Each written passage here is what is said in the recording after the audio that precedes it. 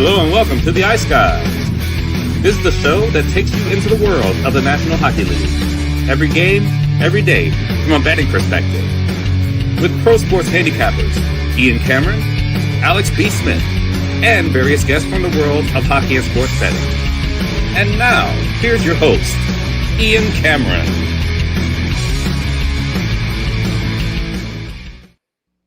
Welcome to the Ice Guys, Sunday, October 12th. Ian Cameron, Alex B. Smith with you, ready to break down the NHL card on this Sunday, which has just one NHL game on it, Capitals and Rangers. But we are not having a show tomorrow for Canadian Thanksgiving, so as a result, we will break down the entire Monday NHL card on today's show as well. So we will get you an early look ahead toward what we've got on tap tomorrow. We'll be off on Monday, and then we will be back as usual Tuesday at 2 p.m. Eastern time. So excited to talk about the one game tonight and the Monday card coming up. This is our first Sunday show of the season. This time of year, it's always a little distracting. At least I speak for myself because there's NFL about to begin and there's already a game in front of me. But like I said, don't forget about NHL on Sundays throughout the next few months, even though obviously NFL gets everybody's attention, but obviously NHL keeps rolling even on Sunday. We'll blaze through the recap for yesterday. Obviously, it was a massive NHL card yesterday. It was one of those up and down days for me. Some good, some bad, pretty much across the board. Started out great. I mean, the afternoon was really good. We had the winning side in both of the afternoon games. The Winnipeg Jets get it done over the LA Kings 3-2. We talked about how maybe a little bit of a tough spot for the Kings, an early start game, 10:30 a.m. Pacific start for that Kings-Jets game. Jets get it done. They rally from being down 2-1 in that game to end up getting the 3-2 win. What a great game for Mark Scheifele. He was terrific for the Winnipeg Jets yesterday. Multi-goals for him. 3-2 there for the Jets in that game. And, of course, we had the St. Louis Blues, best bet for me, after giving up the first goal in that game to the Calgary Flames. They come back and they win eventually 4-2 over the Calgary Flames, and much better performance, obviously, from the Blues yesterday after that 5-0 shutout loss against Minnesota. And as I stated yesterday, I didn't think they played as bad as that final score indicated against Minnesota. The puck just didn't go in for them. Well, it went in 4 times for them yesterday against a very good goalie in Dustin Wolf. So I know Blues fans are relieved to see that. And here's what I mentioned in the season preview when I was, talking so glowingly about the Blues, is that I was not that concerned about who's in net day to day. And I know people asked me once Joel Hofer was confirmed, does that concern you at all? I said, no, it does not concern me. Joel Hofer's a very capable goalie. He played well yesterday and gave St. Louis a chance to win. So St. Louis, a nice bounce back there, 4-2 over the Calgary Flames there in that one. The nighttime action yesterday, Washington gets it done against the Islanders. So that was one we had as a winner there as they defeat the New York Islanders. Although for the Islanders, it wasn't all bad news. They see their number 1 overall pick, Matthew Schaefer, get his first NHL goal, and it was a nice one at that. So good stuff there. We saw Florida, unfortunately. Well, that's it now. We're going to pump the brakes on Fade Florida for now, for yours truly. That's it. I said if they beat Ottawa tonight, no, we're gonna stop fading this. Apparently still a juggernaut, even though you've lost your captain and you've lost Matthew Tkachuk for extended periods. Just shows you the culture that Florida has right now. Really does. I mean, Paul Maurice has done an awesome job. Everybody steps up. Blue line is still rock solid, and they take it to the Ottawa Senators last night. 6-2 victory for the Florida Panthers in that one. I know there was some attendance figures that I found posted, and I think I maybe retweeted them. I don't know if I did or not, but I might have. But I saw them. And here's Florida, like number 2 in the league yesterday of all the teams that had home games as far as attendance. Like overflow, like more than 100% capacity. Of the plan that just makes you think back to 5-10 years ago when they couldn't draw flies to a Panther hockey game. Make it up for lost time with that. Yeah, they are. They are, no doubt. So hey, that's what winning does. No doubt. I mean, it's growing. I mean, it really is. You can tell. I mean, it's definitely they're into it down there when it comes to the Florida Panthers. No question. Tampa Bay. Do we have to be concerned about them? Do we have to be concerned about Vasilevsky? Because now that's another game where he struggled. That's another game where he's given up 5 goals to the opponent. The Devils, 5-3 over the Lightning in that game. Solid bounce back for the Devils after losing to the Carolina Hurricanes, but 5 goals on just 29 shots against Vasilevsky last night. It was a great game for Connor Brown. 2 goals for the New Jersey Devils last night. I said that's a great addition to this hockey team, Connor Brown, and sure enough, he had a great night with a couple of goals in the victory for New Jersey. This game really ticked me off because it basically went the reverse of what I thought. I took Detroit in the first period. They're down 2-0. I said, I don't trust them to win the game. And then they got better after that. They ended up coming back and they won the game. Just the total inverse of what I thought was going to happen. 6-3 Detroit in that one over the Toronto Maple Leafs. And it took them a while, but eventually they did heed the words of their coach, who was not happy after their rough loss in the opener against Montreal, 5-1 at home. They bounce back. They take it to Toronto 6-3. Good win for Detroit. And those same 2 teams will play again tomorrow, an afternoon affair on Monday afternoon, Canadian Thanksgiving. So we'll preview that later in the show. Buffalo is Buffalo. There's nothing more to add than that. 3-1 Boston, another loss for the Buffalo Sabres. God, it already feels like, geez, a couple games into the season, like it's going to be a long fucking year again for the Buffalo Sabres. But 3-1, they almost get shut out in back-to-back games. 1 goal in the last 2 games combined. The one thing we weren't supposed to be concerned about with this team was offense, and apparently we have to be concerned about that now as well. So 3-1 Boston there. Rangers bounced back, revenge spot. They beat Pittsburgh 6-1. They had been blanked by Pittsburgh at MSG earlier this week, so nice response by the New York Rangers there in that game, and we'll talk about them in a minute because they're in action again tonight against Washington. Carolina, what a great game this turned out to be. Philly and Carolina, and the plucky, feisty Flyers, who unfortunately have an 0-2 to show for it. But man, they've been feisty. They've worked real hard. I've been impressed with the work ethic under Rick Tocchet these first 2 games. They were right in the game, obviously, the first game they played of the season against Florida. And then last night, they battle back. They get that game tied 3-3. And it looked like they maybe had scored the overtime winner, but it was disallowed. And then Carolina, later in overtime, gets the overtime winner to beat Philadelphia 4-3. Seth Jarvis with 17 seconds left in overtime. That's not the only very late overtime goal that we saw last night in the NHL. There was one later on. Utah with a 3-2 overtime win against Nashville. That was a good result for me. I took the Mammoth in that game. And what a result for Alex. And I had Dylan Guenther to score too, but nothing like what Alex had. My goodness. Dylan Guenther to score the overtime winner, Utah to win. It was what, plus 600? Plus 6,000. 60,000. 6,000. I was going to say 600 doesn't seem good. Yeah, 6,000 on that. Wow, what a hit. And Dylan Guenther feels like one of these players. He's going to score every game. Now, that's not going to happen, obviously, but there are a few players that have gotten off to these starts where they've scored in every game so far. Dylan Guenther, Zach Bolduc for Montreal.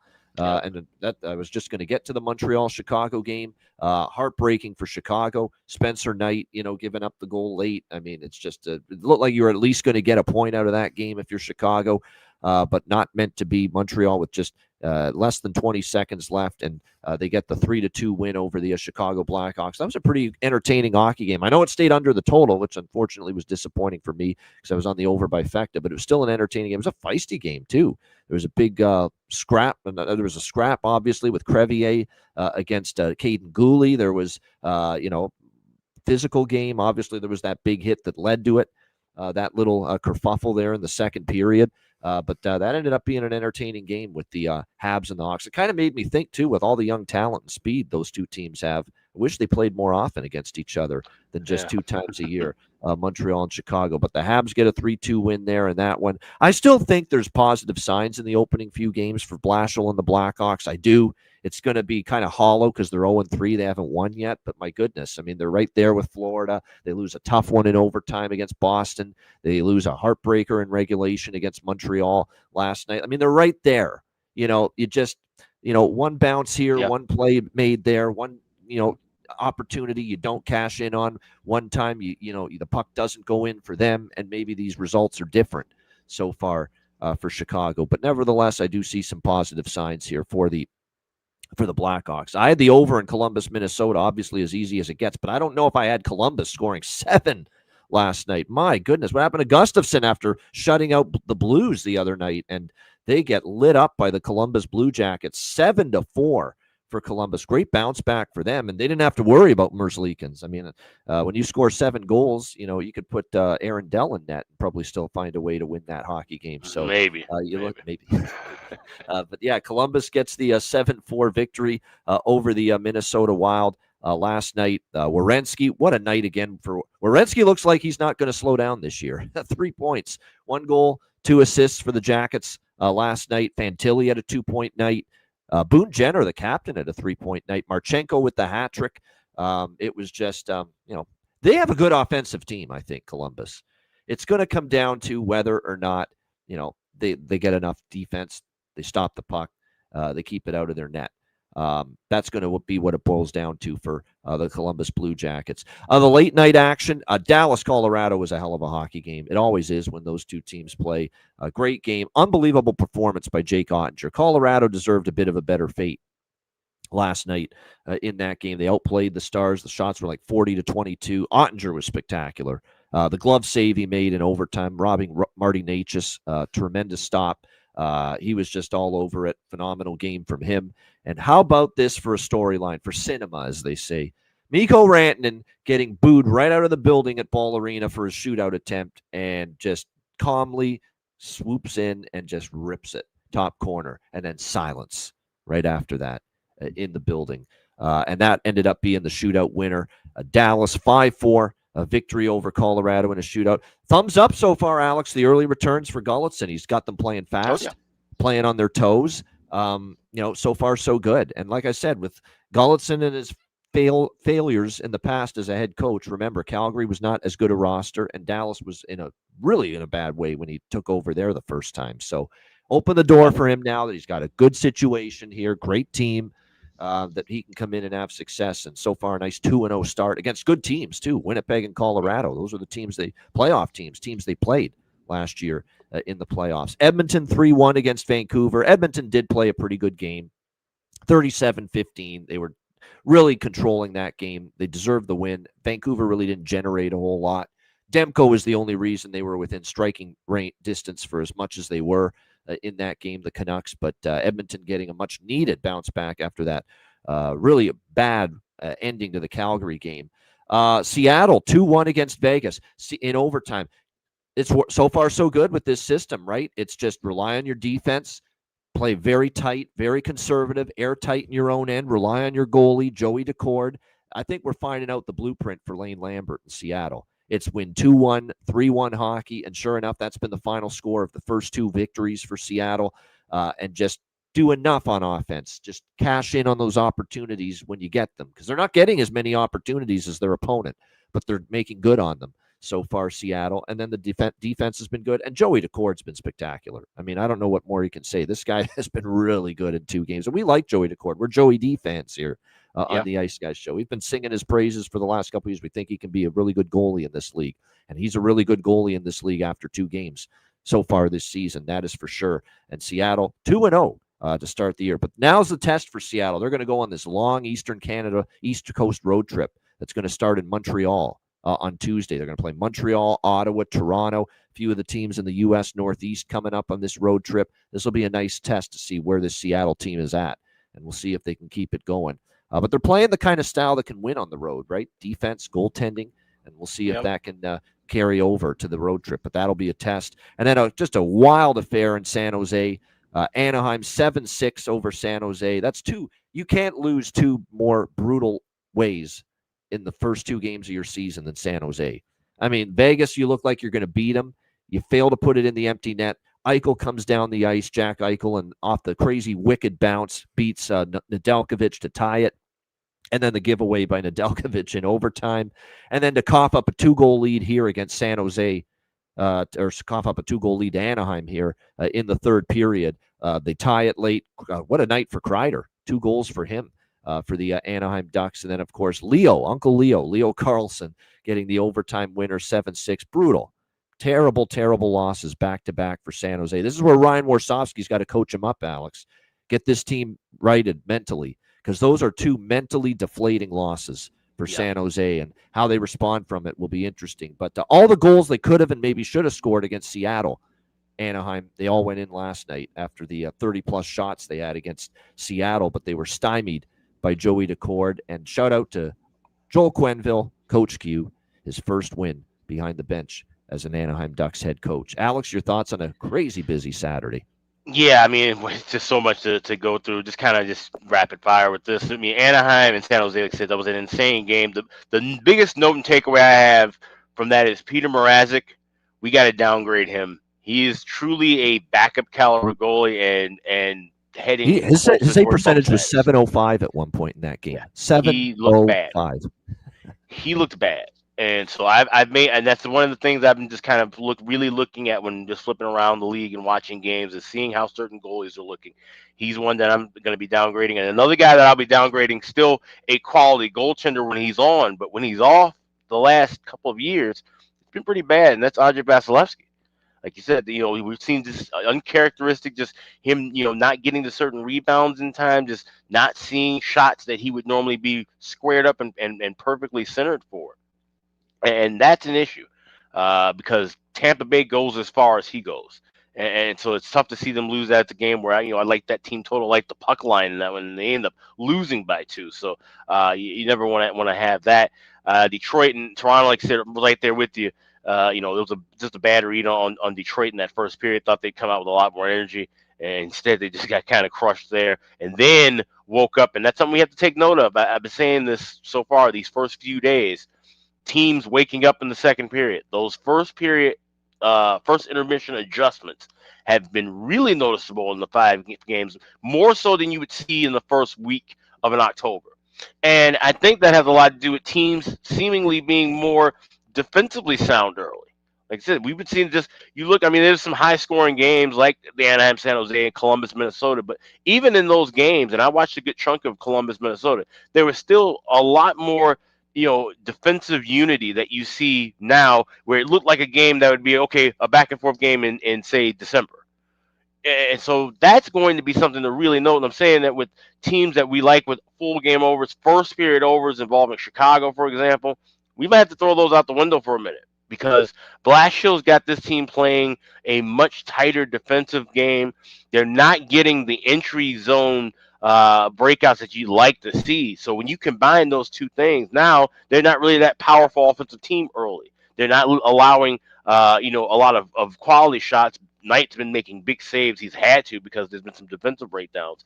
But then when they turn around, they're like and I said it on Twitter, they're like a boxer waiting for a counter shot. They're not punching and throwing their own offense. They're waiting for their opponent to miss and then capitalize on that mistake. And you can't do that as your main source of offense. It's great to have that in your game, but you still have to be able to create your own offense. And that's the one problem I have so far with the Hawks. But other than that, they've looked really good, and that was a damn tough loss against the Habs. And then you look at that Nashville game. I mean, it was just a crazy one throughout, because it seemed like it had the pace to be a 5-4 kind of a game. And then it slowed down. And then, like I said, Nashville, they just hemmed things up. But you could just feel where, Utah's got a chance to tie this thing up and send it to OT. And like I said, I really liked that draw. I liked the draw more than anything else I bet in that game. But then, of course, Dylan Gunther, not only did that goal in overtime cash 61, but that was his second point of the night. So I'll end up cashing a 3-1 ticket on that as well. So certainly the best game result I've had so far this year. Hopefully to duplicate that a couple of times this year. Yeah, it was nice to get that Anaheim comeback. That got me right around even for the day, even for the night combined. So that Anaheim because I had Anaheim money line in that game against San Jose. So seeing them come back definitely helped as far as the overall result yesterday. All right, let's get into the card. We got one game tonight and then a bunch on Monday. And again, no show Monday. So we're doing Sunday and Monday NHL game previews here on today's show. The one game on this Sunday tonight, Washington and the New York Rangers. We've got pretty much even money, -110 both sides. 6 the total here in this game. Rangers with a 6-1 win last night against Pittsburgh. Washington with a 4-2 win against the New York Islanders last night. So both of these teams coming off victories last night, and obviously we'll be looking to keep that going here in this matchup tonight with these two teams going head-to-head. Washington last year won all 3 regular season meetings against the New York Rangers. So we'll see if they can keep that success going here tonight in this game against between them.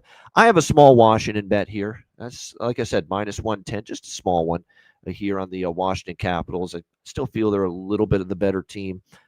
They've obviously had a good run against the New York Rangers. Historically, they've played them well. It should be, as far as the goaltending matchup here tonight, very good chance we're going to end up seeing a matchup here with the backups. Jonathan Quick here, of course, for the New York Rangers, and Charlie Lindgren for the Washington Capitals. So, like I said, it's kind of a, we'll see how they fare. Again, they have not played in a regular season game, a meaningful game yet this season, but we do expect both of them to be the starting netminders for these two teams. Like I said, I do like the idea of taking Washington here -110. There are a few props I like. Adam Fox, goals in back-to-back games, and one hell of a price you're getting on him to score a goal in this one, 600 in some spots. So I think he's worth a look from a goal-scoring standpoint. Will Cooley scored in the win last night against Pittsburgh, so Will Cooley, one of my favorites, as far as props on this Ranger team. Think he might be worth a look here as far as finding the back of the net. And then another one, too, for Washington. He did get on the board Of course, he got on the board last night. I used him the game before as bargain bin. He didn't score. Alexei Protas for the Washington Capitals. But sometimes it works out that way. But, yeah, those are a few props I like for goal props tonight. Protas, Fox, Cooley as far as value goes in this one. Ryan Leonard got on the scoreboard last night, too. His first goal of the season for Washington. And he is someone that's capable, in that third-line position that he's in of finding the back of the net. So we'll see if maybe that gets him going offensively a little bit. Alex, what do you think here tonight? The one game for Sunday, Capitals, Rangers. Yeah, this is one, like I said, being a standalone game and a national game and a late evening game. I'm going to be watching this one live. I'll have some plays up for Patreon. Nothing pregame, because I want to see what this pace looks like. I want to see what Jonathan Quick looks like. He's a goalie who has been really good the last couple of years, really, settled into that role, being the elder statesman backup, getting his 20 games and playing well in those spots. But like I said, he's a year older. Let's see, maybe he's a little bit rusty now. We've seen with a couple of these older goalies, some of them not look as sharp early. So I'm waiting to see what he looks like. So first 10 minutes is going to be kind of a wait and see, a feel out process, and then I'll have some plays from there. No doubt. All right, let's move to Monday now. This is a 10 game, I believe. 1, 2, 3, 4, 5, 6. Yeah, 10 games on Monday. Canadian Thanksgiving for those of you north of the border tomorrow. It starts with Colorado and Buffalo. We've got the Avs -160, road favorites, 6.5 the total here in this game. Avalanche starting a road trip after playing Dallas at home last night. We'll see how they fare in this one now, starting a road trip in Buffalo. Like we always say right now, you got to treat the Sabres as a team like, well, if a team lost their last game, they can usually use Buffalo as kind of like the get-right game, the get-well spot, if you will. Colorado won 3 of the 4 meetings against, actually, last year they won both meetings against Buffalo. They've won 3 of the last 4 meetings overall. Both of the games last year, high scoring, 5-4 Avs in Buffalo, 6-5 Avs in Denver. In the 2 meetings between these two teams. Buffalo put up a battle, though, both times against the Colorado Avalanche, but we might be a long way removed from those 2 Buffalo performances last year against Colorado where they gave them a battle, because right now this team cannot buy a goal offensively. They've only scored 1 goal in the first 2 games combined. The loss of Josh Norris, it's almost like this team is just, cursed at the moment. Zach Benson's been banged up. They haven't had Michael Kesselring yet. This season, who they got was one of the key pieces to that trade with J.J. Peterka going the other way to Utah. They haven't had him, obviously, yet. The one thing we can say about Colorado is, now, here's my one issue with, because obviously it's Colorado or pass for me, Alex, but the one concern is the start time. Talked about this with L.A., when you got these teams that are, Mountain Time Zone, Pacific Time Zone teams, and they're playing a 12:30 p.m. Eastern game, which would be 10:30 a.m. In Denver, the start time for this game, that's not always an easy adjustment to make. So, and Buffalo at times has been able to cash in and capitalize on some of these spots with these early home games against teams from the West. But I don't trust them right now. That's the only advantage they have, is probably the fact it's a home game for them and it's a team West to East playing a very early start, because there's nothing they can hang their hat on right now. They're not scoring goals. You can't fully count on them, rely on them defensively either. They've given up 7 goals in the first 2 games combined. This Buffalo team, they got question marks in net on a day in, day out basis. I'm sure we'll see Alex Lyon here because he's probably going to get the majority of the starts probably for Buffalo moving forward. But Colorado, off the loss to Dallas, they were able to score, win the games, both games against Buffalo last year, and get to 5 and 6 goals, by the way, in those 2 games. So while I don't love the price on Colorado, because you're talking about minus 160 on the road, for an early start game, and a 10:30 a.m. on the body clock, I think I still could get there with a 3.5 over on Colorado's team total. That might be the way I approach it here. Colorado team total over 3.5 around minus 105. I haven't locked anything in yet for Monday for the most part, but throwing out what I'm leaning toward, and that would probably be it. Colorado over 3.5 team total. Maybe a first period over here as well. Maybe just a little bit of a sloppy start to this game. So those are a couple of things I'm considering here for Avs and Sabres. Alex, what do you think here? Colorado, Buffalo. Yeah, I would want to definitely watch and wait for a first period over. Like I said, the start time definitely could affect Colorado. So I'll be looking for Buffalo first goal in first period. And if you cash that, more than likely we'll be looking to grab Avalanche money line at a cheaper price, especially if we're talking, maybe minus $1.10. They're down 1-0 early, as opposed to 150, 160. And I don't want regulation money line either, because this could be a game that maybe finds its way in the OT. But the one thing I will have for sure locked in: Buffalo to score first goal, first period, and then that'll more likely lead to an Avs live money line play for me. All right, good stuff indeed. As far as props go, like I said, as long as Josh Norris is out, Yuri Kulik probably has some value right now. Marty Necas is red hot. I wouldn't talk anyone out of looking his direction as far as props of some kind for the Colorado Avalanche. And this is what you get from him. He's got absolutely, he loves playing in October. He's been a fast starting player, and we'll see if he can continue his great start to this season here on Monday in Buffalo. All right, Nashville, Ottawa. We've got Ottawa minus 170 home favorites, 5.5 being the total here in this game, shaded to the over. Nashville losing to Utah, Ottawa losing to Florida last night. So both of these teams coming off losses in their games last night. We'll see if they are able to bounce back. UC Saros and Linus Ullmark projected to be the starting goalies. One thing that's concerning here to begin the year for Ottawa is Ullmark giving up 10 goals in the first 2 games combined. Even though they beat Tampa, he did give up 4 goals in that game, and he gave up 6 last night to the Florida Panthers. So not the start Linus Ullmark was hoping for in net for the Ottawa Senators. But here's the thing: Tampa, pretty good team, capable of scoring goals. Florida, the same. Nashville, not so much. This is not an offensive juggernaut here for the Nashville Predators. So, like I said, I think this is an opportunity maybe to buy the dip, if you will, on a guy like Ullmark. I think he'll play better here. Home opener, too, for the Ottawa Senators after starting and on the road their first 2 games. I'm going to go with an Ottawa first period puck line in this game. I think they jump on Nashville. They get the lead, fast start, home opener. Canadian Thanksgiving, so I'm sure it'll be, pretty solid crowd there for this one on a Monday afternoon. So definitely interested to see how Ottawa starts. I think they'll start well. I like that bet. Now, people were all over this. I was eyeing Ottawa full game money line, Alex, but this opened minus 135. It's gone all the way up to minus 170. So I'm not alone in liking Ottawa in this game. But it's just, it's moved a lot. So you got to go either in regulation or maybe you go minus 1 puck line if you're going to take them full game. And I probably will dabble in that, but more so I like that first period puck line. I think they'll get out to a lead, plus 135, plus 145 in some spots with the Ottawa first period puck line. So I like the value on that.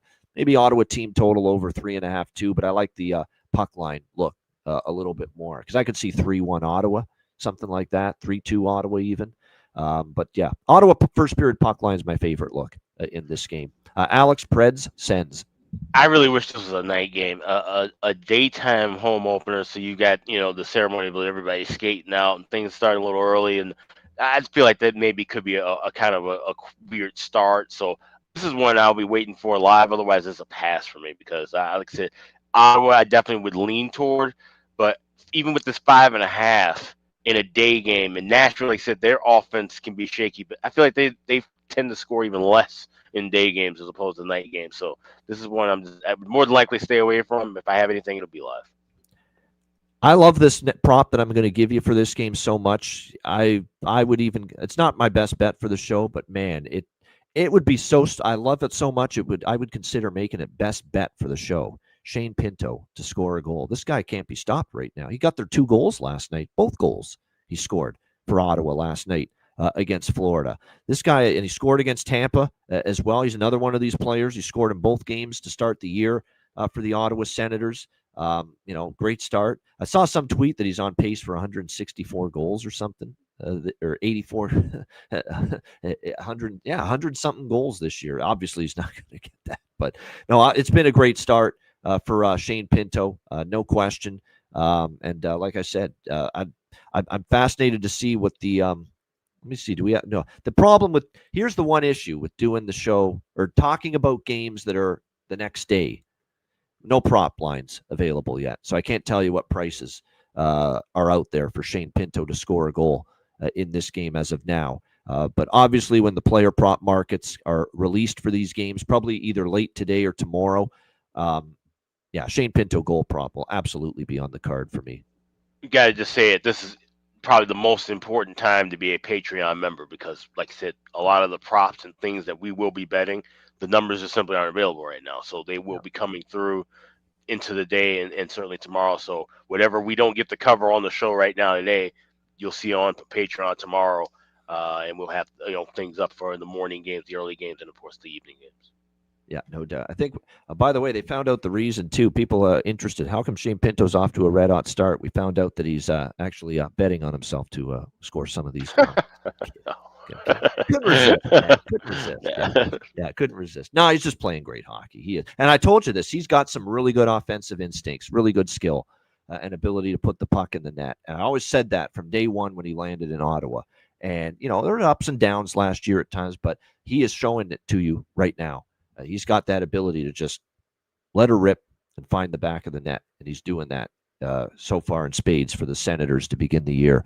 All right, Tampa Bay, Boston. We've got the Lightning minus 150 road favorites, 5.5 the total in this game. Yeah, this is one of those. You don't have to bet every game games for me on the card for Monday. I don't think I'll be involved too much with this one. One of these deals where you should Tampa off the loss, still think they're the better team, obviously. I think Boston's going to hit the wall at some point. Boston, don't tell them they're bad right now. They've found ways to win. They're off to a good start this season. The Bruins beating Washington, beating Chicago, beating Buffalo so far this season. I give them credit. They're overachieving a little bit right now. They're going to take the ice with some confidence right now. And clearly there's been an uptick in energy here. Marco Sturm in his first few games, obviously behind the bench. And Tampa's not, with Vasilevsky struggling and fighting the puck right now, that's not a team I'm looking to lay minus 150 with, but I'm not going to take Boston either. Maybe the draw. Could we get this game maybe going over? Alex is nodding his head, so I kind of think I know what he likes here in this game. Yeah, I think that there's some overtime potential here in this game. Maybe a sprinkle on the draw for me. By the way, we should see as far as goaltending here. Again, this is not a back-to-back for either of these teams, so we would expect Vasilevsky and Swayman. Although part of me maybe thinks John Cooper gives him, not a rest. It gives him maybe a break. Maybe goes to Johansson. Who knows if that's going to happen here? But and we're not the biggest fans of Johansson. I would say give Vasilevsky the start. He's your horse. Let him work through this little funk that he's had here in the first 2 games of the season. But we'll see where John Coop goes with his goaltending here. But the draw would be a lean here for me. Alex, Lightning, Bruins. If it's Vasilevsky, it's just the draw. If it's Johansson, it would be a sprinkle on the draw and then the over. And then that's, like I said, just kind of just based on we don't really like Johansson. And Johansson, once again, one of those goalies, I've seen him struggle more in the day than the night. and that goes back to his time, of course, in Buffalo as well. So, yeah, definitely would be on the over if he's in net. But I do like the draw. Really like the draw if it's Swayman and Vasilevsky. Tampa, like I said, not in their best form. Boston looking fantastic so far, but we know, like I said, it's kind of a paper wins. Washington, that game was just really sluggish. Chicago, of course, not the best team in the world, and they made a few mistakes as well. Boston was able to capitalize late in that. So this game feels a little bit more even if the number ones are going against each other in that. And yeah, Marco Sturm, like I said, he does have them, and that's a great point by Aaron. Yeah, right now they're playing solid in their own end. They're like Seattle East right now. Lane Lambert and Marco Sturm, their teams are playing very similar. They're going to want to play lower scoring games. They're going to want to be good defensively. They're not going to want to trade chances, go up and down, get in a track meet with the opponent. They certainly don't have the offensive weaponry beyond the top line of Pasternak and company to really play that kind of a game. So, yeah, they're going to want to play defensive hockey, and they've had 2 of their 3 games go under the total, which doesn't totally shock me. Now, because I thought all along Boston was going to play some lower scoring games, be an under team. Jimmy kind of got me worried when he said in preseason this team was a nightmare defensively in their own end. They're playing terribly, but clearly with their starting allotment on the blue line, we've seen in the first few games they're playing, decent. They're committing to a let's protect our net first system right now, and it's given them a chance to win games, and obviously a 3-0 start here for Boston to begin the season. All right, Winnipeg Jets, New York Islanders. We've got Winnipeg minus 120 road favorites, 5.5 the total here in this game. I think I'm going to be on Winnipeg in this game, probably. I don't want to set it in stone yet, but I just don't. I'm not a big fan of the Islanders this year, and sure enough, they've kind of proven me why so far. With 0-2 to start the year, losing to the Capitals and the Penguins in their first 2 games, it's a great point, Aaron. They're taking definitely fewer penalties. Boston, that's certainly helping their cause as well. I've noticed that. Not getting penalized is a good start to helping you win games. No question. That's true. Yeah, I lean Jets here for sure. I'm just waiting to see who's in net. The only concern could be a Comrie game. I just get that weird sense this could be an Eric Comrie game, that Scott Arniel just decides, I'm going to give Eric Comrie his first start here in this game. But Jets bounced back from the Dallas loss to beat LA 3-2 yesterday. And keep in mind, too, for the New York, Sorokin in net here for this game against the Winnipeg Jets. Sorokin is one of these goalies that, is kind of a prove it to me first goaltender. He's given up 4 goals in the first 2 starts against Washington and Pittsburgh, 4 goals in each in those 2 losses. Like I said, I don't think Sorokin's been a great goalie since 2 years ago. That's when he had his great season, and he was mediocre last year, and he's not been overly spectacular to begin this year so far in the first 2 games going into this one. So, yeah, that's Jonathan. You just in the chat a moment ago said what my one concern is. This has been a haunted house for the Jets. They have, for some reason, they have not played well here on the island here against the New York Islanders. They have not played well on the road against the Islanders. Islanders have won 8 of 10, 5 straight at home against Winnipeg. And I remember back in the Jets last year when they went here to play the Islanders on the road, and they lost that game too. So this has been a tough place to play for Winnipeg. I can't explain it, but some teams just have a tough time in certain buildings against certain teams, and we've seen that with the Winnipeg Jets here with the Islanders. But this does still feel like a very cheap price to back what I think clearly is the better team right now, the Winnipeg Jets. So I still probably will end up with Winnipeg in pocket, minus 120. Alex, what do you think here? Jets, Isles, Islanders? This is a draw if it's the starters. If it's a Comrie game, it's going to be a pass. I would lean toward Islanders, but like you said, I like the Jets' form a little bit better. But Comrie also a goalie that gets not really crazy backing. So this more than likely ends up being a pass, but it screams draw to me. Once again, in daytime too, this definitely screams draw. That's more than likely what I'll be leaning with. Like I said, but I need goalie confirmation for Winnipeg first. Yeah, no question. All right, Detroit and Toronto. This is the back end of the home and home between these 2 teams, Red Wings and Leafs. They were in Detroit last night. Red Wings 6-3 win, and now in Toronto here for the rematch Monday afternoon, and they moved the start time to 2 p.m. Eastern for this game. It was supposed to be 4 p.m. Eastern, but Blue Jays and Mariners Game 2 ALCS will be late afternoon, so they moved this up to 2 p.m. Eastern time. And it's on Monday. It's only on Prime. There we go, our first Prime Monday Night Hockey game of the season. This is not the first game. There's also a second Amazon Prime Monday Night Hockey game later on this slate. We've got Toronto minus 190, home favorites, 6 the total in this game. I kind of think, too, you're right with Aaron, that after 6-3 Saturday, Berube's not going to be happy with that, giving up 6 goals. The Leafs are going to want to tighten it up, clamp down in their own end a little bit. I could certainly see that here in this game. That could be an under spot. I think it's probably a Toronto bounce back spot, too, in this one. They obviously won their first game at home against Montreal 5-2. Before that loss against Detroit last night, 6-3. It is worth noting they had won 4-3 and 3-1 last 2 times they've hosted the Detroit Red Wings going into this game. Now, it was Stolarz last night. You're kind of in a pickle, though, right? This could be one of these games where Joseph Woll might get a start, but Joseph Woll's not around right now, still dealing with the personal matter that he's been attending to. Clearly, it's a serious one. Because he's certainly been away for a while, and from all indications, he's going to be away from the team for still a good amount of time moving forward. So, your backup now is Caden Primo, who, as we have talked about, is his numbers in the NHL level have not been good. They've been good in the AHL. They have not been so good in the NHL, and I'm getting that weird feeling that with playing the same team again, and the fact that it was Anthony last night, it wasn't Anthony's fault, by the way. There were some real egregious mistakes defensively by the Leafs, which they don't normally make. Leafs play Nashville Tuesday, Rich. That's exactly why I think, because just to give the Red Wings a different look, that they might give Caden Primo this start on Monday afternoon against Detroit, knowing, again, that, as you mentioned, the Leafs play again Tuesday against Nashville, and Stolarz will play that game. So keep an eye on this.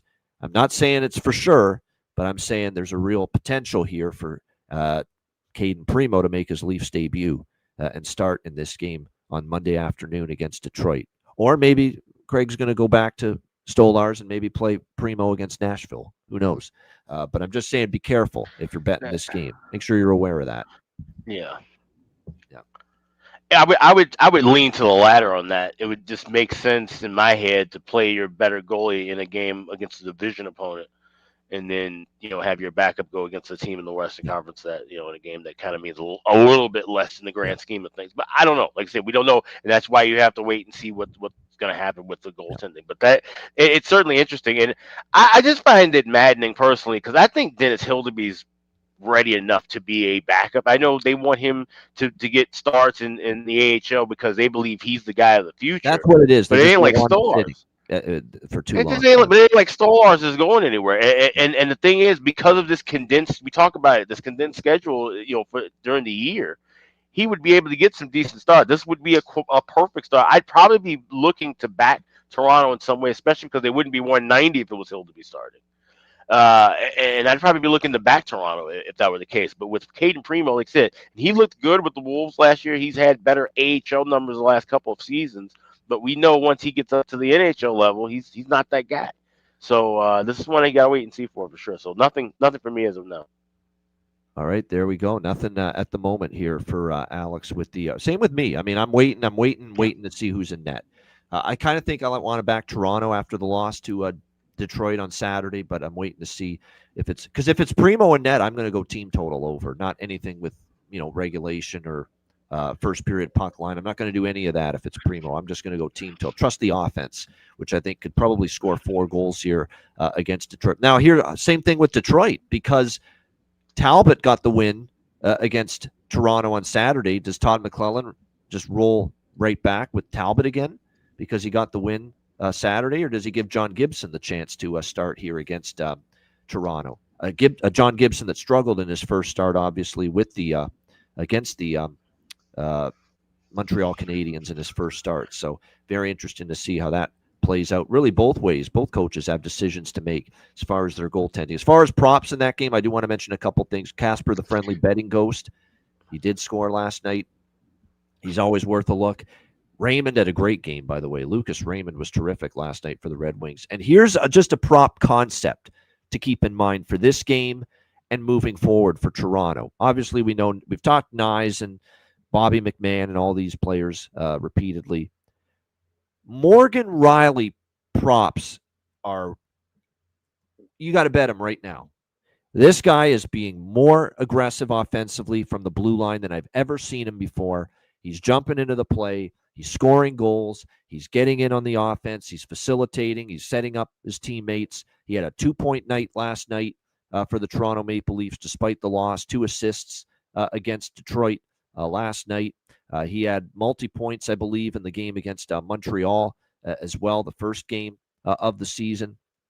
So right now, like I said, with Morgan Riley, they say he's skating better than he's skated in a very long time. He's worked on his skating in the offseason. So Morgan Riley props. Don't be, goal assist, especially the assist props. Maybe even a 2-point prop, which he's been involved in a lot, of the Leafs' offensive success here early on. So something to keep in mind moving forward. All right, New Jersey, Columbus. New Jersey minus 130, road favorite, 6 the total. I should point out the rest of these games for Monday are the night games. So these next 5 games are all nighttime games on Monday. This should be interesting. New Jersey with a nice win against Tampa Bay, 5-3. Columbus pounded Minnesota, 7-4. Let's see how these teams fare here. This is another one where, again, we want to wait and see who's going to be in between the pipes. Markstrom and Merzlikins right now are the projected goalies for this game. And I guess now look how things change, right? Jack Greaves didn't play that bad against Nashville. In fact, he played pretty well, but they lose. Merzlikins, gives up 4 goals. I don't think Merzlikins was great, but they win, so they're going to maybe give Merzlikins the chance. I mean, it's kind of weird how that works, but even though I thought, Greaves might have played better than Merzlikins in a loss than Merzlikins did in a win. So, it's kind of a weird dynamic here, but wait for the goaltending situation here. If it's Greaves, I like Columbus. If it's Merzlikins, I like the over. First period, it's supposed to be over by Fecta if it's Merzlikins in net. And I even lean over if it's Greaves, quite honestly, but I'll like it even more if it's Merzlikins in net. So over by Fecta, Columbus, if Greaves is in net. That's kind of where I'm leaning here. Alex, New Jersey, Columbus. I'll be on first period over regardless, but I'll be adding full game over if it's Merzlikins and looking to add more on both. So bifecta and adding into live, and then I'll be adding plus $1.10 with Columbus if it's Greaves. I'm right there with you, and like I said, and I wouldn't be shocked, even though like you said, Merzlikins did get the win, Greaves got lost. But it would shock me if Everson continues to maybe flip flop for a few more games before kind of settling on one guy to roll with. That's the way they've made it seem so far, that this is truly a 1A 1B system. So it would be Greaves' time based on that kind of structure. We just got to wait and see. All right, next up, we've got Florida and Philadelphia. As tempted as I am to maybe take another shot against Florida, I'm not going to here. But I like how this sets up for Philly. Philly gave Florida a battle last week down in Sunrise. Now they get them at home in a rematch here. Florida minus 140, road favorites, 5.5 the total here in this game. Maybe the draw. I probably will land on the draw in this game with the Panthers and the Flyers. I think we could see some overtime here. Flyers have been, like I said, they're a very unfortunate 0-2 so far. I think Rick Tockett's got them playing real hard so far. The effort's been there. They've had chances to win both of these games against very good competition. Florida and Carolina, these first 2 games. Took Carolina to overtime last night. The draw to me makes some sense. I think we could see Philadelphia come. Now, do they win the game? That's the question, because obviously they didn't in overtime last night against Carolina, but I think they're good enough maybe to push this game beyond 60 minutes here, especially with this being their home opener as well for the Philadelphia Flyers and Rick Tockett's first behind the bench on home ice. Like I said, they're doing a lot of good things. The offense still is a work in progress for them, but like I said, they're doing a lot of good things. They're certainly showing more of a commitment as far as playing good away from the puck, which is a big plus for them. Bobrovsky and Ersson are the projected goalies in this matchup, but obviously not confirmed yet. Again, as of now, the draw does appeal to me a little bit here in this one. Alex, Panthers, Flyers. This is where you have to take off your smart handicapping hat and put on a dunce hat and think like a square for a second. Tomorrow it's Canadian Thanksgiving. It's Columbus Day. People are off work. There's going to be baseball on. There's going to be, a whole bunch of other things. This is definitely a spot where Florida money line will be tied into a lot of parlays. Everybody will be looking for something to bet. They remember Florida, the Stanley Cup champion. They see they're undefeated. Boom. I'm going to add them in. Minus 140 will turn to minus 170, 180 pretty quickly. So I say wait for the draw because I do not like 330 as a price. I want 350, 360, 370. And that could happen if this price with Florida moves up. So I'll be waiting to grab the draw, but I'm hoping for more money to come in on Florida throughout the day tomorrow. I agree. Bobby Brink's worth a look as far as props. He has looked outstanding, Robert. That's a good value one on the Philadelphia side. If you like a goal prop in this game, I agree. He's looked really solid for the Philadelphia Flyers here in the early going this season. So that's a good call on that. He's like I said, and this is a guy that's got some upside for them offensively. Same with Forster. Obviously it goes without saying Matvei Mishkov, but like I said, there's definitely a few of these players that needed to take a step forward for the Flyers and showing signs they might be able to this season. Bobby Brink is one of them. All right, St. Louis and Vancouver. It's on Monday. It's only on Prime. This is your other Amazon Prime Monday night hockey game. Second game of the doubleheader that they've got going on tomorrow. Vancouver minus 135, home favorites, 5.5 the total here in this game. Canucks obviously were pretty much outplayed by Edmonton. I mean, as far as territorially against the Oilers, that game was close because of one Thatcher Demko, who played outstanding, really for the Vancouver Canucks in that game.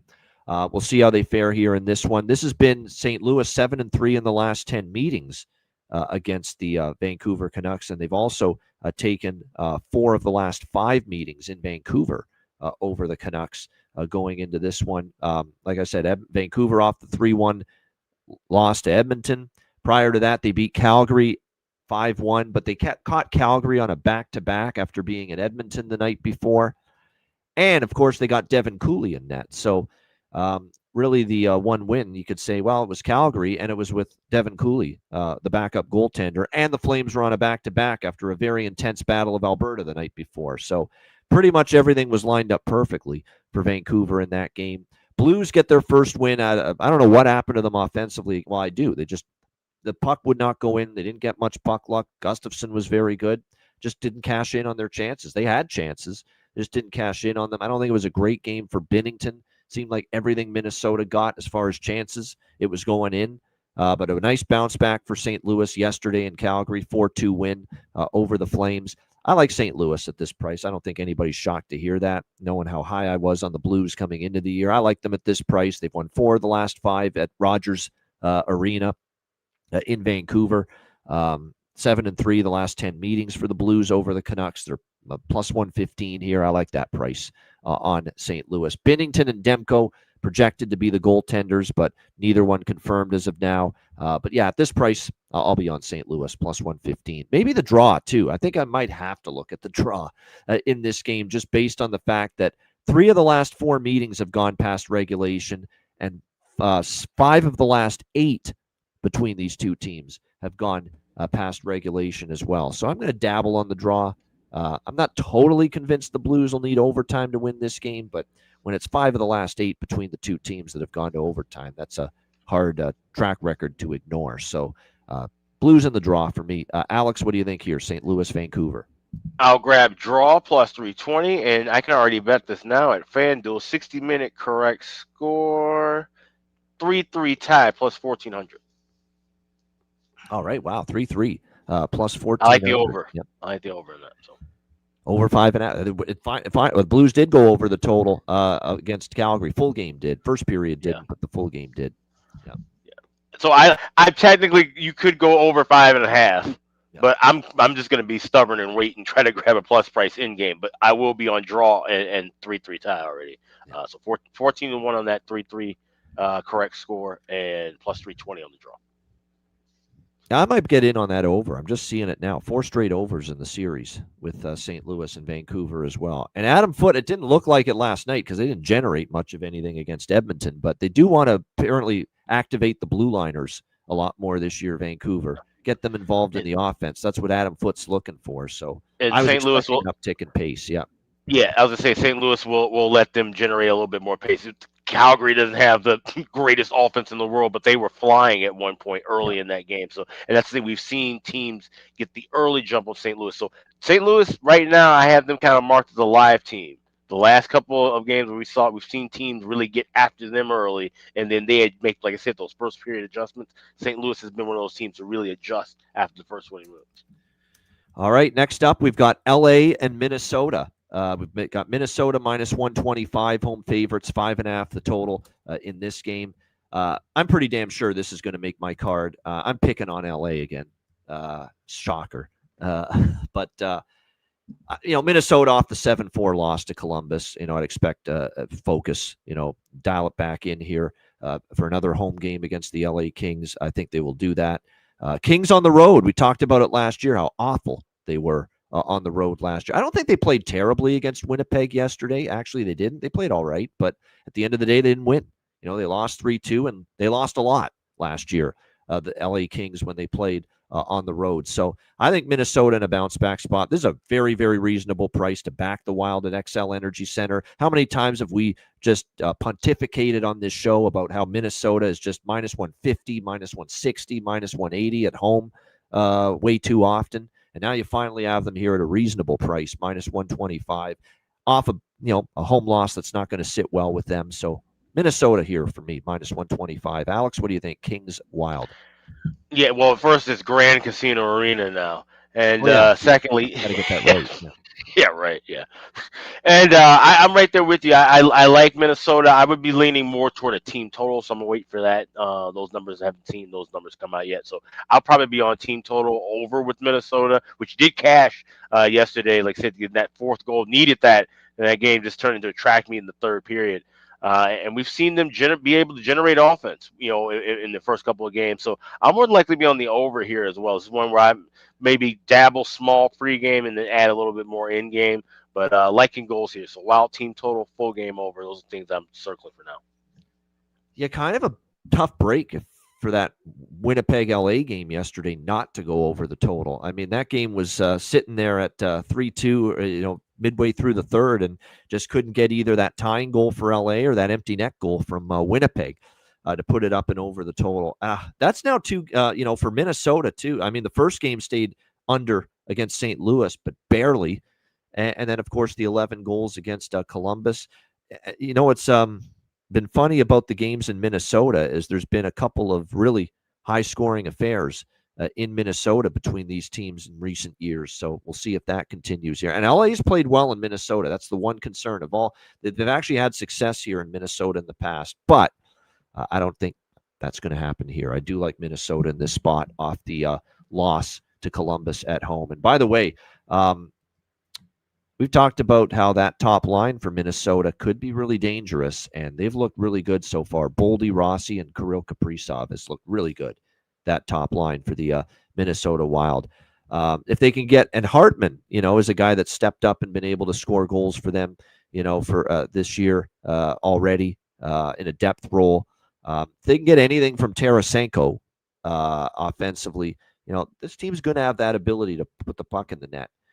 Better offensive team, in my opinion, Minnesota this year than they've been maybe the last couple of years. All right, next up, the last game, actually, for this Monday slate. The Utah Mammoth taking on the Chicago Blackhawks. We've got Utah minus 160 road favorites here in this game, and the total sitting at 5.5, shaded to the over. They're not going to go 0-82, Alex. I can promise you that, the Chicago Blackhawks. And I continue to think there's good in what I've seen from this team. There's obviously areas they need to clean up. You cannot have a lapse and get hemmed in your own zone in the last minute and give up a goal to lose the game. That can't happen. And that's a learning experience for Chicago last night against Montreal. You got to secure the point, right, Alex? Secure the point. Find a way to get the game to overtime. Find a way, and unfortunately Chicago couldn't do that last night. So again, these are learning experiences here for the Chicago Blackhawks. I think they're close. They've been so close to winning the Florida game, Boston game, the Montreal game. it's Chicago or pass at this price. I think they're going to win one sooner rather than later. When you look at Utah, they lost to Colorado. They beat Nashville, obviously, which, solid win, but, I've still got doubts about just how truly good Nashville is right now. But like I said, I think there's definitely positives to take from Chicago's performances, even though they didn't win the first 3 games. Karel Vejmelka, Spencer Knight are projected in net for the 2 teams here, but again, we don't have that confirmed as of yet. Worth noting, too, that Utah, they already had some injuries, a couple anyway, but now Sean Durzi is showing up on the injury report. He got injured late in the game against Nashville on Saturday. Andre Tourigny had no update, so he looks like he's day-to-day at the very least. They'll miss him. He's a good puck mover, plays on the power play. Solid defenseman for Utah. We'll see if he suits up here. They're still without Barrett Hayton as well. So a couple of injuries on the Utah Mammoth side of things going into this game. Like I said, I've not firmed up my stance for this game yet. Obviously, there's several games like that. By the way, I do want to point out, as far as last year, these teams played 4 times. 3 of the games went over the total between these 2 teams. Utah went 3-1 in the 4 games, but Chicago did. The one win for Chicago did come here at the United Center, and it was in a 4-3 overtime win. So we'll see how this one plays out. Chicago, though, we talked about this with their, and I think you commented on this. I think I saw the comment you posted on Twitter about it with the Hawks, that they look a little bit more buttoned up defensively, than we have seen it. And now, obviously, it didn't show up in the last 30 seconds when it needed to. But overall, you see them starting to piece things together defensively, that they look like more of a competent team at times in their own end. And obviously, we saw an under with them. So the total, I'm kind of back and forth, but I do lean Chicago. We'll see who's going to be in net. Alex, what do you think here? Final game for Monday, Utah-Chicago.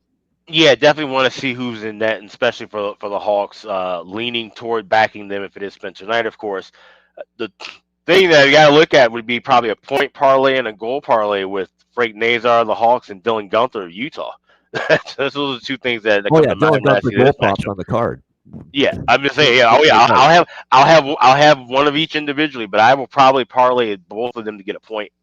That I think that seems fantastic. If that's minus 120 or better, that will definitely be on my card and like high up on my card. So yeah, they've both been great. Frank Nazar's been great. He's been noticeable offensively, which is good for everyone that took Frank Nazar props like I did. I have Dylan Guenther 30 goals prop. Yep. That was my best bet, by the way. Best bet on the Western Conference season preview show for me was Dylan Guenther 30 plus goals. I don't want to toot the horn too soon, but nevertheless, wow, what a start with that. And I forgot to even mention that I cashed my bargain bin last night with Frank Nazar plus 470. We got so enamored with the 60-1 on Guenther, but plus 470 for Frank Nazar. So 2 bargain bins already this year with Nazar just this week. That's right. You had that as your bargain bin. Yeah, Frank Nazar over 1.5 points, plus 470, and it was a great price on that as well. So congratulations to Alex with that. So a couple of bargain. I got to get my act together with the bargain bin. Haven't come in due time. It's coming. Yeah, no doubt, it's coming. And my bargain bin will be from the Washington New York Rangers game on Sunday. We will. That's the only game I can choose from because we don't have player props posted for the Monday games as of yet. So it has to be from that Washington New York Rangers game.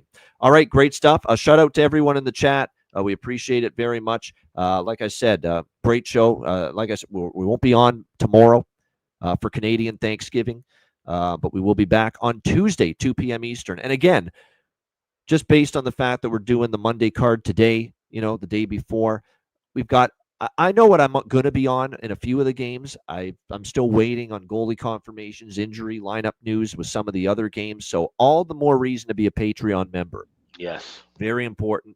Tomorrow, right before puck drop, I'll make sure I get the card up around noon Eastern tomorrow before the first game starts. And you'll have the full card from me, from Alex at that time. For all our Patreon members. And speaking of Patreon, there it is, $10 per month, patreon.com/Ice Guys, goalie charts, totals charts, all our bonus content, videos, shows. By the way, I posted a Player Suite interview I think I did weeks ago. I forgot to get it up to the Patreon page. Patrick Murray's going to join us actually Tuesday. Matt Robinson's out on Tuesday. for travel purposes, work purposes, I believe. But Patrick Murray's going to join us on Tuesday. He's a Western New York guy, grew up a Sabre fan, now coaching hockey in Nashville, youth hockey, and he's been living in Nashville for years. So he's like, Predators are like his second favorite team. Sabres are still his favorite team. I don't know why, but actually I do know why. He's a Western New York guy, so he grew up cheering for the Sabres. But Nashville's like his second favorite team.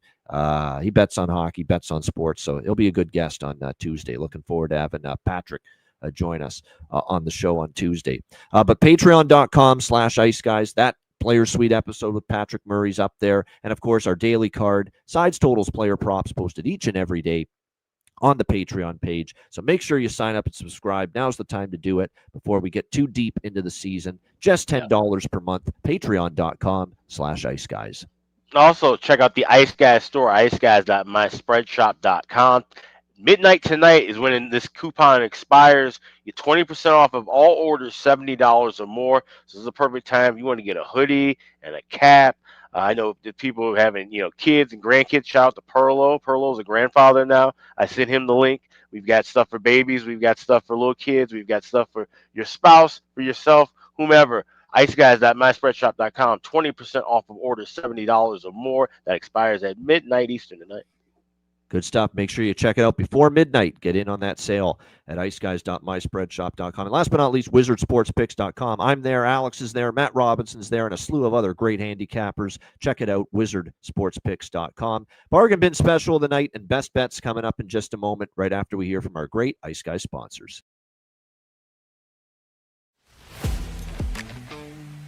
Wizard Sports Picks, featuring the finest handicappers in the universe. Sharp insights, trusted picks, and relentless results. We strive to help you become consistent winners. This is Wizard Sports Picks.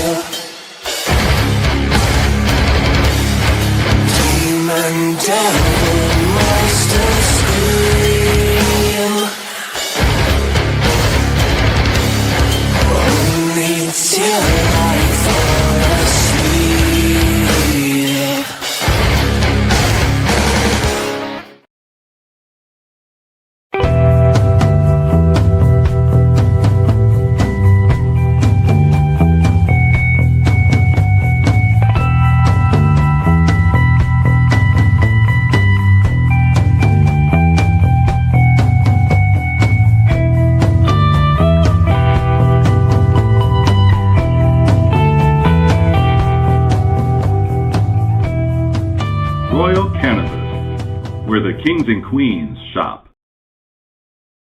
All right, there we go. Sorry about that. Check it out, royalcannabisshop.com, 20% off, promo code Ice Guys. Make sure you check that out. All right, bargain bin special of the night. Excited to see what Alex can do for an encore after Frank Nazar with the 2 points or more, plus 470 last night. Alex, bargain bin special. What do you got? Yeah, let's go with Connor McMichael, the Washington Capitals, to get the first goal of the game. I'm seeing plus 1,900 at FanDuel with that prop. I can see the Caps getting on the board first, so we'll go Connor McMichael, first goal, plus 1,900. That's my bargain bin special for Sunday. All right, there you go. I like it. Connor McMichael for the Washington Capitals, first goal for Alex B. Smith with his bargain bin special of the night. My bargain bin special of the night for this one, back-to-back games with a goal, and it's an even better price than some of the other players I was targeting for a bargain bin special in this game. Let's go with the defenseman for the New York Rangers, Adam Fox, plus 560 to score back-to-back games with a goal and plus 560 to find the back of the net. I'll take a shot with that. And and John Massey was on this, and it tells you how fans know their team. John Massey knows his New York Rangers. What did he say? He said he's going to be freed up to get his offense going again this year. He's not going to have to be as focused and just on the defensive side of things. Obviously, you still want to play good in your own end, although at times we haven't seen he's capable of it. But it's going to be a situation where he's going to have more opportunity to roam in the offensive zone, activate from the blue line, keep plays alive. And we're seeing that back-to-back games with a goal now for Adam Fox. So I will take that value. Adam Fox for the New York Rangers, plus 560 to score a goal tonight. That's my bargain bin special of the night. All right, best bets. Alex, it could be anything. Tonight's game or Monday's game. What do you like for best bets? All right, let's look at the Monday slate then, because I was kind of thinking like, oh, I may just pick up something for here. But all right, we'll go with Monday. Let's look at the over in. I'm just grabbing my chart. Wrote down. Yeah, let's go with that over in Columbus. First period over, and the Columbus game tomorrow. That'll be my best bet. So we'll have that, of course, finalized on Patreon and everything once we get the prices. But I will be on that first period over, regardless of who's starting in net for the Blue Jackets. All right, there you go. New Jersey, Columbus, first period over. Some books have it up already. Minus 120 is what we're looking at. All right, now. Yeah. So yeah, that you can bet that now. There's no reason to wait for that. Yeah, no doubt. So there you go. New Jersey, Columbus, first period over. Best bet for Alex B. Smith. And my best bet here for this Sunday/Monday, I'm also going to go to a game that's taking place on Monday. And I'm going to go with the, I'm going to go right back to the team I cashed a best bet with on yesterday's show. St. Louis Blues. I like them at that price. They've played very well against Vancouver head-to-head. I mean, I can't say, Vancouver's one win was the Flames on a back-to-back with their backup goalie in net. So I can't give the Canucks too much credit for winning that game. And, of course, we saw them lose to Edmonton 3-1. Blues looking to, get some wins going here in a row. I like the underdog price we're getting. Plus 115, the St. Louis Blues for my best bet here for Monday in NHL action on the Ice Guys show. Shout out to everyone in the chat. Appreciate you guys very much. Make sure you hit the like button on the way out. And like I said, we will be dark tomorrow, if you will. No show, but we will be back Tuesday, 2 p.m. Eastern time. And again, for all of our finalized bets and plays for the NHL slate on Monday, make sure you become a Patreon member. We will have those posted early in the day tomorrow. Yes. And the card will be posted from both me and Alex. Again, check it out. $10 per month, patreon.com/Ice Guys. Great stuff. Great show again, as always. A reminder, the Ice Guys is live 7 days a week, 2 p.m. Eastern weekdays, Saturday, Sunday, noon Eastern. If you can't watch the show live, download the Ice Guys podcast in audio form on all major podcast platforms, Google Podcasts, Apple Podcasts, Spotify, Stitcher, iHeartRadio, Amazon Music, and more. Download the Ice Guys podcast when you can't watch the show live. For Alex B. Smith, I'm Ian Cameron. Have a great Sunday and a great Monday. Happy Thanksgiving to all of you in Canada. Enjoy the holiday tomorrow, and we will be back on Tuesday, 2 p.m. Eastern for another edition of the Ice Guys.